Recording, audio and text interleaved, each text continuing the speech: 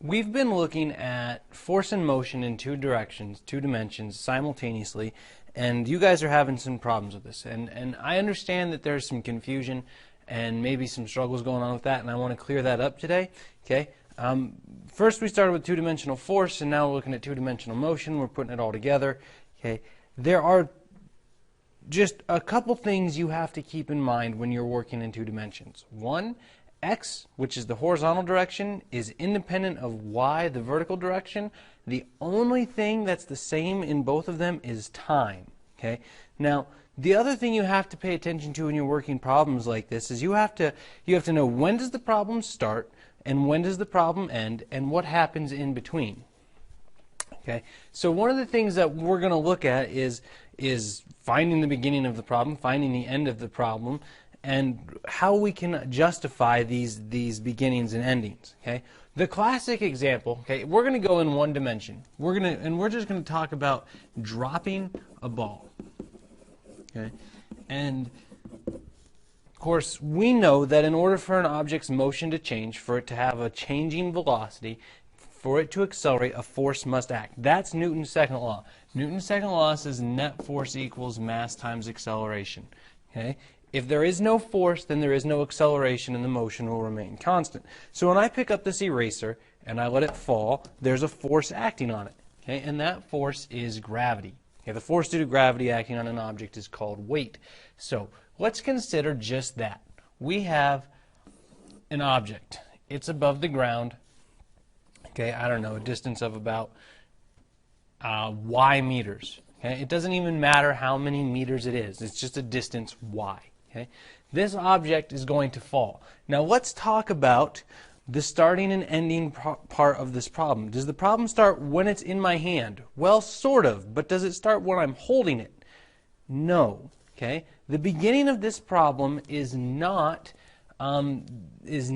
right here. The beginning of this problem is the instant I let go of it.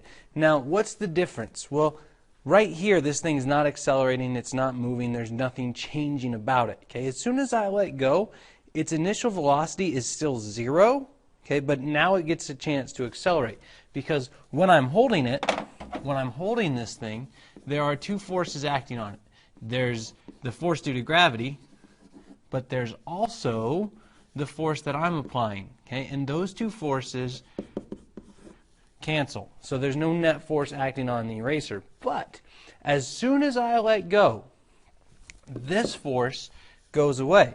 Okay? And if that force is gone, then that means this force is free to act. Okay? There's nothing working on it anymore. So now net force equals mg, which is equal to Newton's second law, ma, mass cancels, and we see that g is a. Okay? And you could have told me that already. This thing is going to accelerate at 9.8 meters per second because gravity is the only force acting on it. But I want you to pay attention to what we just said. We just said, okay, the initial velocity in the y direction, because we're in vertical, the initial velocity in the y direction is 0. Okay? We did not say the initial acceleration is 0 because what we actually said was the problem didn't start until after I let go. Now, after I let go, it has an acceleration. The acceleration in y is g, which is negative 9.8 meters per second. Okay? Now, why is it fair to say that it's accelerating when it's not moving? Well, it's one of those things that you have to understand. Okay? This eraser right now, I'm holding it. It is not accelerating. Okay? It's also got no velocity. If I take and I throw it up, and I drop it on the ground, okay, the entire time it's moving up, it is getting slower. Okay? It is accelerating, and it's accelerating down. That's why it's getting slower until it gets to its highest point. At its highest point, it is no longer going up. Okay? It's not coming back down yet either. At that instant in time, okay, its velocity is 0 because it's not going up, it's not coming down. But its acceleration is still negative 9.8. It's still g. It's still down. Okay? And that's why it decides to come back down and get faster and faster and faster and faster. Okay? So when you start a problem by holding something or even throwing something, okay, as long as it's got no velocity in y, then the initial velocity in y is 0. Okay? So here's the dropping the ball problem, dropping the object problem. Okay, the mass, it just doesn't matter, and so all we can say, initial velocity is 0, acceleration is negative 9.8. The acceleration is g. So now what? Well, it depends on what I want to know. Let's say I want to know how long it takes to fall. Okay, how long to fall? All right. Now, this is going to introduce some more variables to our equation. Okay, what are we actually trying to do, and what can we say about it? Okay, here's what I know. We defined when this problem starts. The problem starts when I let go of the eraser, or the ball, or the object, or whatever it is. Okay, so its initial velocity, it's initially at rest. The acceleration, as soon as I let go of it, is just g, which is negative 9.8 meters per second. Okay, now, how long to fall? That means there's some other things I need to know. I need to know where is it starting, its initial position. Why not equals? Okay, I didn't say any number. I'm just going to say why not is some m for meters, some distance. Okay, what else? Well, final position, right? It's falling to the ground. So I can say my final position, y, equals 0. But we need to stop and think about, when does this problem end? Okay? This problem ends the instant this thing hits the ground. Not the instant after it hits the ground, not the instant before it hits the ground, the instant it hits the ground. So this ball, eraser, object, whatever, it falls, it smashes into the ground. Okay? At that instant, is it moving? Absolutely it's moving. Okay? At this instant, okay, this is not the instant after it hits the ground. This is when it hits. And when it hits, it's falling. And when it's falling, it's moving. Okay? So right here, okay, there's still, at this instant, okay, I can say that its velocity is not 0. Okay? This velocity in y is not 0. Okay? You can't say that. There's only one time when you can say the velocity in y is 0 when you're dealing with an object, okay, moving, either thrown or dropped or whatever. There's only one time. And the one time you can say the velocity in y is 0 is when it is at its highest point.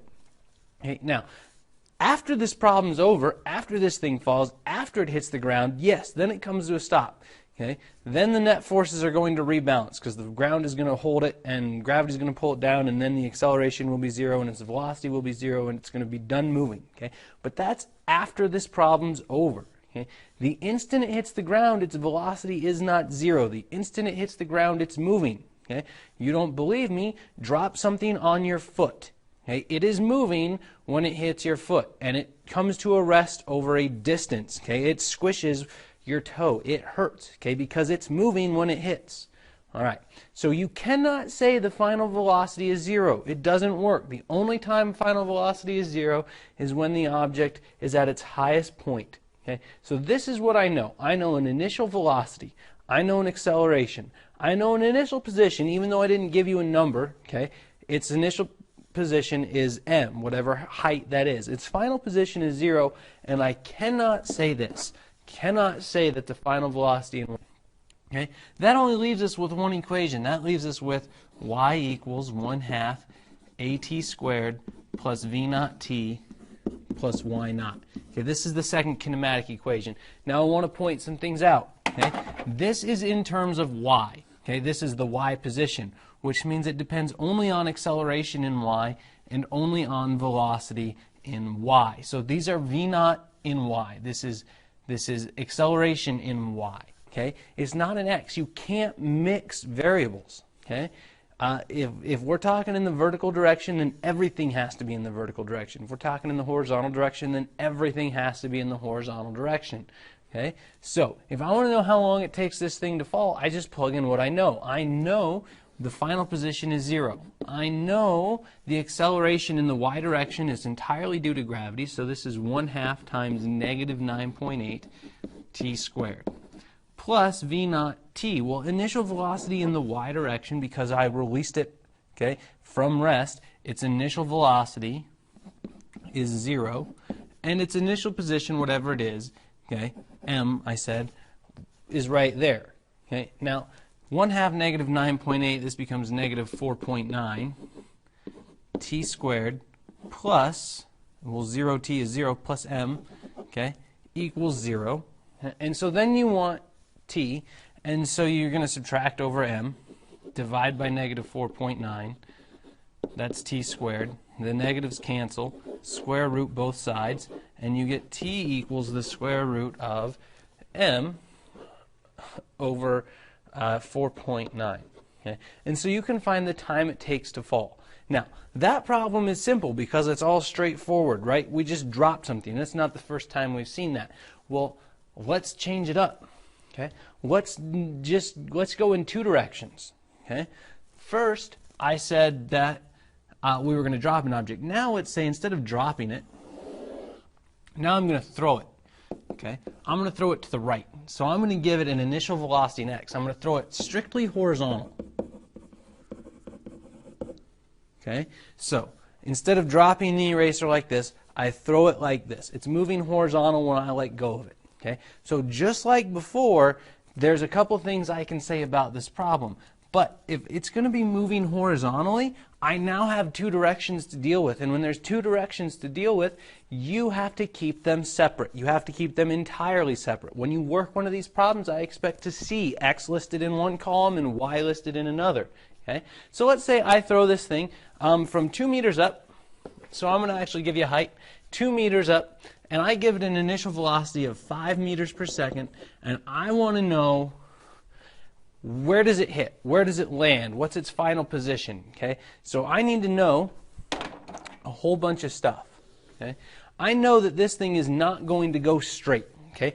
Gravity pulls on it. So as soon as I let go of it, the force is unbalanced. Okay? Now, as soon as I let go of it, its velocity is going to start to change. It is not going to be moving strictly horizontal anymore, right? When I'm holding it, I'm exerting a force forward, causing it to move forward, but I'm also exerting a force up against gravity, and gravity is pulling down on it. Now, as soon as I let go of it, this force goes away, and this force goes away, which means it's going to be moving horizontally still, because nothing has changed that, but now it's also going to be moving vertically. Okay?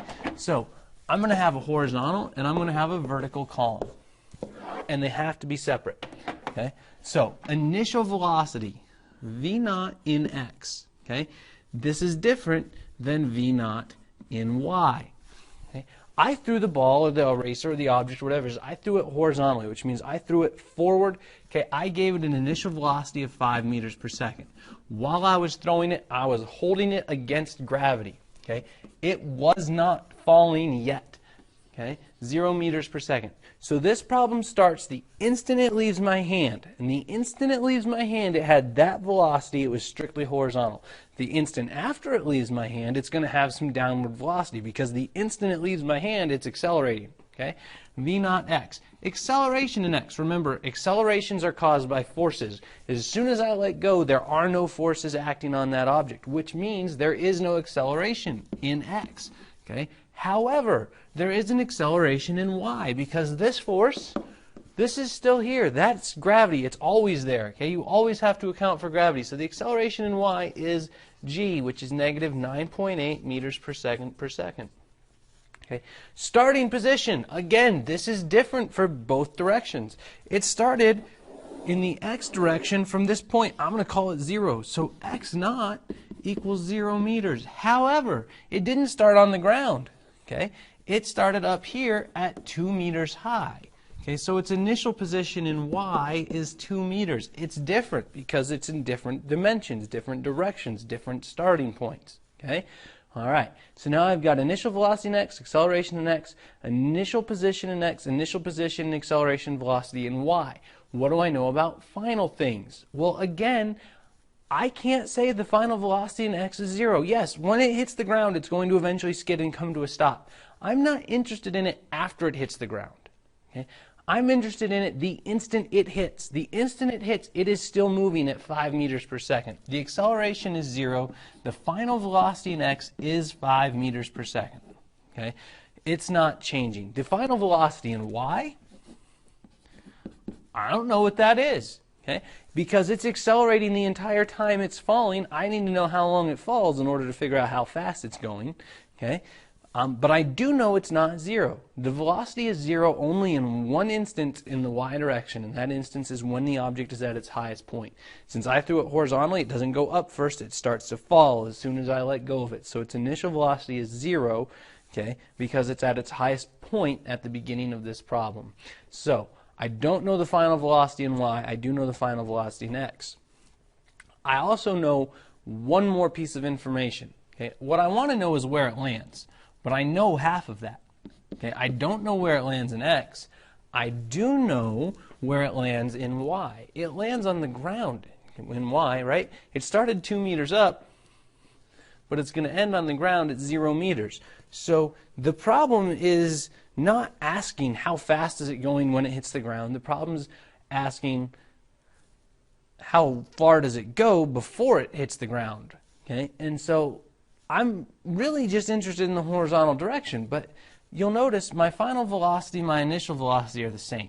Okay, so there's two equations that involve a distance or a change in position. The third equation, which is v squared equals v naught squared plus 2a delta x. Now, it's important to note if this is delta x, then the acceleration is an x, the velocity is an x, the velocity is an x. Okay, you cannot mix variables. So if one of them is an x, everything in that equation has to be an x.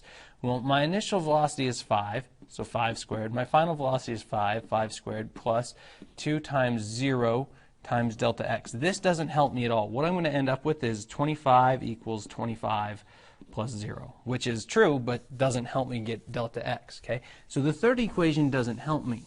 The only other equation that involves a change in position is the second equation, which says x equals 1/2 at squared plus v naught t plus x naught. But again, this is all x. You can't mix variables. So this is acceleration in x. This is velocity in x. Okay? Well, happily, some of this drops out. Final position is what I really want. Okay?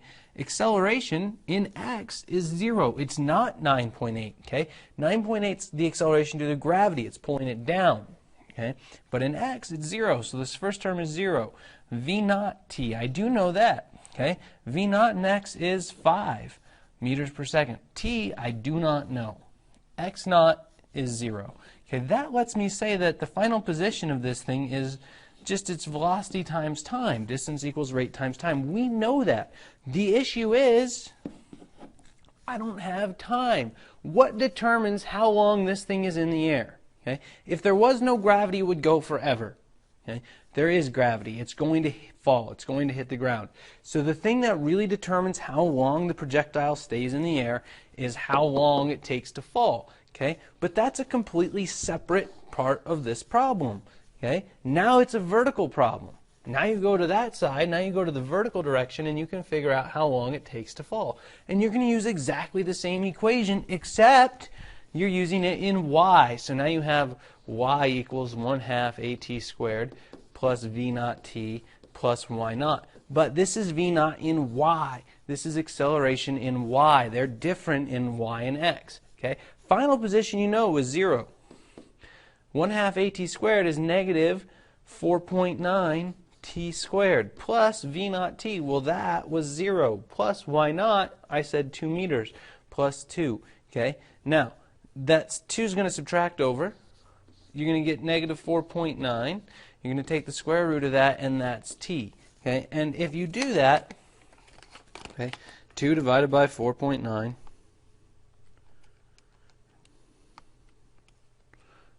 and square root it, okay, you get 0.64 seconds. Okay? So this thing's really not in the air for very long. All right. That right there, that is the only thing that transfers from x to y and back again. Okay? Time. Time is the same in both x and y. Okay? And so over here, the time in y and the time in x are the same time.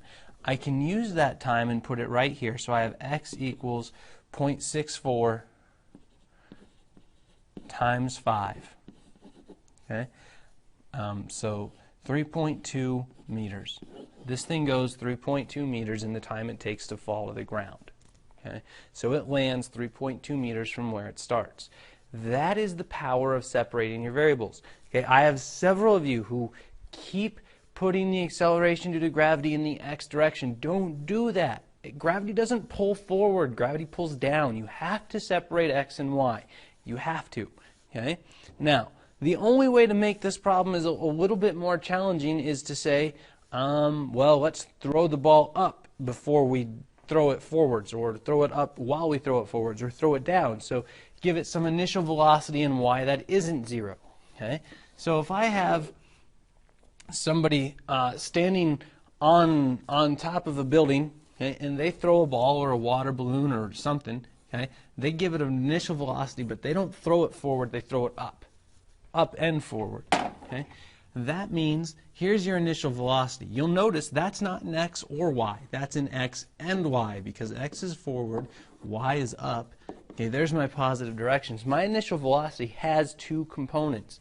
Okay? And you have to find them. But then everything else is exactly the same problem. Okay, so this is the angle theta. This is v naught in x. V naught in x equals v naught times the cosine of the angle. Okay, this is v naught in y, and that is equal to v naught times the sine of the angle. Okay, that's simple trig. Okay, once you have your initial velocities determined, then the problem is exactly the same as before. But again, remember, keep your x and y separate. Okay, so it starts at some height off the ground. It doesn't matter, 5 meters we'll say. Okay, starts 5 meters off the ground. It's given an initial velocity. Let's say this velocity is 10 meters per second, and let's make this angle 30 degrees. Okay, and I want to know, where does the ball land? Well, not a complicated problem. Okay, there's several steps to it, but it's not complicated. Okay. You've got motion in 2 directions. You've got horizontal motion, you've got vertical motion. Okay? When that's the case, you have to keep them separate. If you don't keep them separate, you're going to be wrong. Okay? So, horizontal motion, what do I know about it? Well, this is x, so everything in horizontal is in the x direction, so v naught in x is equal to 10 times the cosine of 30. Okay? And we'll get a value for that in a second. What about in y? V naught in y is 10 times the sine of 30. Okay? We'll get a value for that one as well. Acceleration. Acceleration in x. Well, as soon as you let go of it, there's no forces acting. It's 0. Okay? However, the acceleration in y is negative 9.8 meters per second per second. It's gravity. Okay? Initial position in x. It starts at 0. It starts right here at the edge of the building. Okay? Its initial position in y, it started 5 meters up. Final position in x, don't know. That's what I'd like to know. Final position in y, it lands on the ground. That's 0. Okay? Do I know anything about the final velocities? Well, sure. The final velocity in x is exactly the same as what it started as, because there's no acceleration in x. The final velocity in y is not 0. Okay? There is a time when the velocity in y is going to be 0. It's at the highest point. Okay?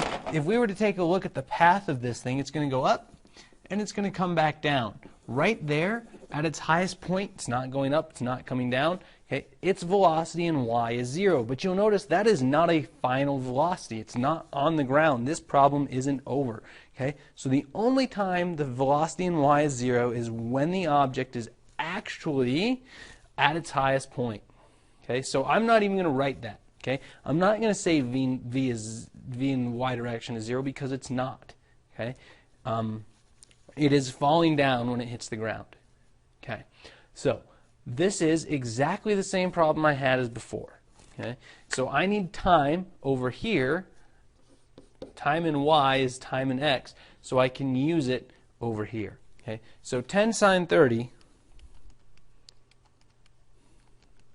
is 5, which I should have known.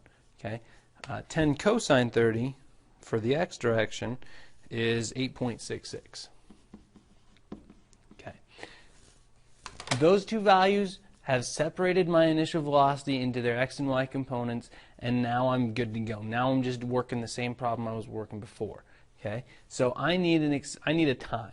Okay, so over here I have y equals 1/2 at squared plus v naught t plus y naught. But we're in the vertical direction, so everything in this equation is vertical. So that's acceleration in y, that's velocity in y. Okay, don't mix variables. Am I getting that? Okay. Final position, it lands on the ground, 0. Acceleration, the acceleration is gravity, so 1/2 times negative 9.8 times t squared plus v naught. All right, so that's 5 because we're in the vertical direction times t plus 5 meters. It started 5 meters up. Okay, this is a quadratic equation, which means you need the quadratic formula in order to solve it. Okay, your calculators can do it for you. I'm okay with that. Okay, but you need to simplify. 0 equals negative 4.9 t squared plus 5t plus 5. This is your A term. This is your B term. This is your C term. Okay? So if you get a formula that actually solves this, okay, then you're going to have two responses, two possible answers. Those two possible answers, only one of them makes sense, right? You put in negative 4.9 for A, you put in 5 for B and 5 for C, and you get 1.64 or negative 0.621. Okay? Why do you get two answers? Well, if this thing had been moving the entire time instead of actually being thrown at the beginning of this problem, negative 0.621 seconds or 0.61 seconds before you threw it, if its motion had been continuous, it would have been on the ground. Okay? 1.64 is when it's back on the ground again. Okay? So this is my time. I'm not worried about a negative time. It doesn't mean anything. Okay? So the time in y is the only thing that crosses over in x. So now I have t equals 1.64 seconds. And now I'm going to use the exact same equation again. X equals 1/2 at squared plus v naught t plus x naught. However, this is horizontal, so everything in here is a horizontal term. So this is acceleration in x, this is initial velocity in x. Okay? Well, the acceleration in x is 0. The initial velocity is not 0. The initial velocity is 8.66. Okay? Times t, 1.64, plus 0. So what's my final position? Well, it's just like before, rate times time, since there's no acceleration. So 8.66 times 1.64 is 14.2. Okay? That's how you work these problems. Okay? Now, when is it okay to say the final velocity in y is 0? That's only okay if I'm asking for how high it goes above the ground. Okay? Because the velocity in y is only 0 at the highest point. Okay? Velocity in y is 0, wow, is 0 only when the object is at its max height. Okay? Now, sometimes that happens at the beginning of the problem, sometimes that happens in the middle of the problem, sometimes that happens at the end of the problem. Okay? It happens at the beginning of the problem if the object is dropped or thrown horizontally, because as soon as you let go of an object that's dropped or thrown horizontally, it starts to fall. Okay? Now, if you throw it up a little bit, okay, then it's going to go up before it comes back down. So it's not going to be at the beginning or the end. Okay? The only time you can say that the final velocity is 0 is if the question is how long does it take to get to its highest point, or how high does the object go. Okay? Those are the only two times when the final velocity is 0. How long does it take to get to its highest point, or how high does the object go, because then it is talking about the maximum height. Okay?